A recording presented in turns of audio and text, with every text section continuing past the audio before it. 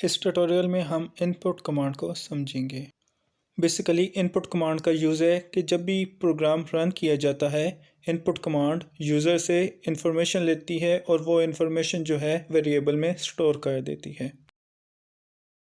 मैं एक वेरिएबल लिखता हूँ a is equal to input bracket close. फिर मैंने एक और स्टेटमेंट लिखी प्रिंट a और प्रोग्राम रन कर दिया।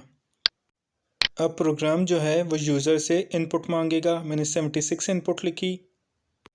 फिर सेकंड स्टेटमेंट जो है प्रिंट a वो एग्जीक्यूट हुई और a में वैल्यू जो 76 स्टोर मैंने की थी वो प्रिंट होके सामने आ गई।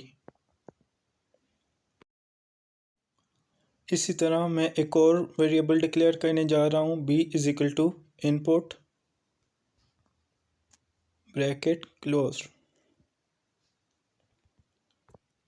और एक third variable c is equal to a plus b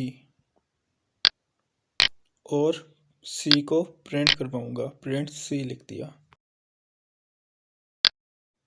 अब मैंने प्रोग्राम रन किया। उसने पहली वैल्यू मांगी, मैंने 1 लिख दी। दूसरी वैल्यू मांगी, मैंने 2 लिख दी। अब आंसर तो 3 बनता था, 1 + 2 3 होता है, लेकिन आंसर जो निकला वो 12 निकला। उसके बाद दोबारा मैंने प्रोग्राम एग्जीक्यूट किया, वैल्यू डाली टेक्निकल हॉटशॉट ए में और बी वेरिएबल में मैंने लिखा IM। एंटर किया, टेक्निकल हॉटशॉट IM लिखा आ गया। बेसिकली जब ए को और बी को हमने वैल्यूज़ 1 और 2 दी, वो ऐड होकर 3 बनने के बजाय 12 बन गया, क्योंकि जब हम इनपुट के साथ कोई वैल्यूज़ एंटर करते हैं, पाइथन उसे नंबर्स कंसिडर नहीं करता। पाइथन उसे स्ट्रिंग वैल्यू कंसिडर करता है या करैक्टर्स कंसिडर करता है। इनपुट में दी गई वैल्यू को न्यूमेरिक डिफाइन करने के लिए अलहदा से कमांड लिखनी पड़ती है। मैं आंसर क्लियर करता हूं और चेंजेस करके आपको दिखाता हूं कि किस तरह हम इनपुट में न्यूमेरिक वैल्यू एंटर कर सकते हैं। इधर मैं एक और कमांड लिख रहा हूं, integer bracket input bracket close, और इसी तरह मैं बी के साथ भी कमांड लिख रहा हूं इंटीजर की। अब मैंने प्रोग्राम रन किया। अब मैंने वैल्यू दी 2 और 3।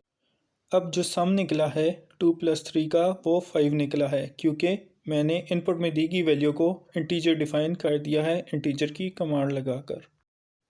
एक और चीज़ मैं आपको बताता चलूँ कि जब हम इनपुट स्टेटमेंट यूज़ कर रहे होते हैं, उसके साथ हम कोई कमेंट या मैसेज भी लिख सकते हैं।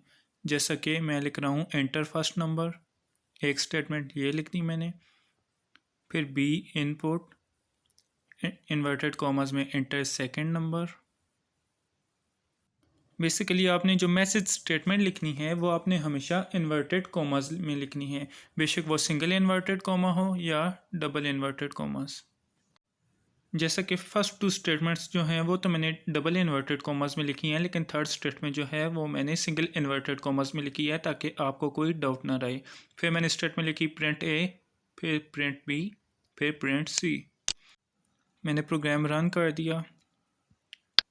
इधर लिखा आ गया एंटर फर्स्ट नंबर, मैंने फर्स्ट डाटा लिख दिया 12। फिर आ गया एंटर सेकंड नंबर, इधर भी मैंने लिख दिया। फिर आ गया एंटर नथिंग और मैंने इधर भी लिख दिया और वो चीज़ें जो हैं डिस्प्ले हो गई।